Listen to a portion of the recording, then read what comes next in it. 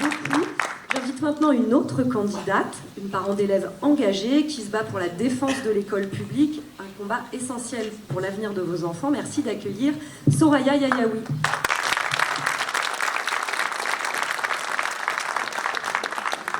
Bonsoir à tous, merci d'être présents. Alors je suis Soraya Yayaoui, maman, genevilloise toujours depuis l'enfance et représentante des parents d'élèves depuis une dizaine d'années. Alors j'avais envie de vous parler d'un combat que je mène depuis plusieurs années, parce que comme beaucoup d'entre vous, j'ai été confrontée à une situation difficile, des classes menacées de fermeture, des absences d'enseignants non remplacés. Je pense que tous les parents ici présents connaissent ce problème. À ce moment-là, je me suis dit une chose, on ne peut pas rester silencieux, rester sans rien faire. On doit être acteur, on doit s'engager pour pouvoir défendre l'école et soutenir nos enfants. Alors, avec d'autres parents, on s'est organisé et les parents m'ont suivi. Ça m'a donné beaucoup de force, beaucoup de courage. Ils ont répondu présents, ils ont participé et nous ont fait confiance. Alors, on a demandé des audiences auprès du directeur d'académie de l'éducation nationale pour faire entendre la réalité du terrain. Parfois, on est souvent un peu déconnecté justement de ce qui se passe sur le terrain.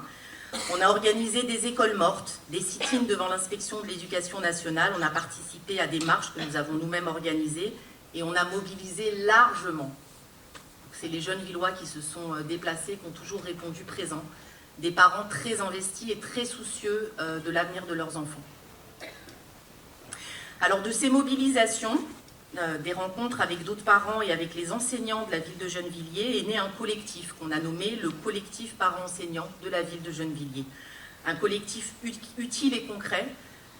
On essaye de faire face à ces grandes vagues de fermeture de classe. Alors ça a commencé, je vais vous donner quelques chiffres très rapidement, en 2022, 9 fermetures de classe annoncées, on a réussi à en sauver une. En 2023, sur 17 classes, on en a sauvé 2, et en 2024, sur 18 menaces de fermeture de classe, 3 ont été sauvées.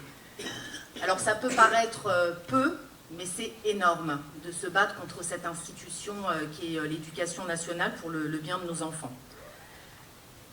Et dans ce combat, à toutes les étapes de ce combat, toutes les actions que nous avons menées, la municipalité, le maire Patrice Leclerc et l'élu à l'éducation et à la scolarité ont toujours répondu présents. Ils ont toujours été présents, ils ont toujours été là pour nous soutenir. On a été reçus par le directeur d'académie de l'éducation nationale en présence de monsieur le maire et de l'élu. Et depuis, ensemble, on continue à défendre l'école publique, à lutter contre les fermetures injustifiées et surtout contre les absences d'enseignants non remplacés. Parce que ça, c'est inacceptable.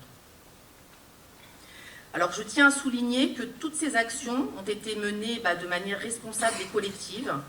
Et si elles ont été possibles, je le répète encore une fois, c'est parce que les parents et les enseignants ont accepté de s'engager et parce qu'on a eu le soutien de la municipalité. Et ça, c'est précieux. Alors moi, je suis ici aujourd'hui, d'abord en tant qu'habitante, qui veut continuer à se battre pour nos enfants et nos familles, mais aussi parce que la confiance que vous m'avez accordée m'encourage à poursuivre sur une autre échelle. Je veux porter cette voix au sein du conseil municipal, au service des habitants.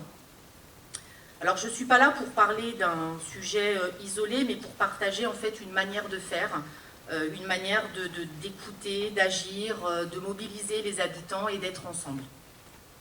Alors l'école, l'enfance, la jeunesse, la vie quotidienne des familles dans notre ville, ce sont des réalités qui nous concernent tous.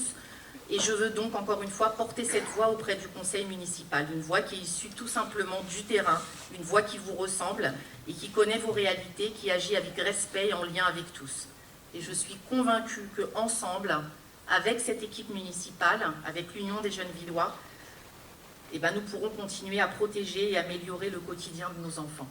Donc je vous demande à tous de vous mobiliser et de mobiliser les personnes qui sont autour de vous pour que le 15 mars, on puisse gagner. Merci beaucoup pour votre écoute.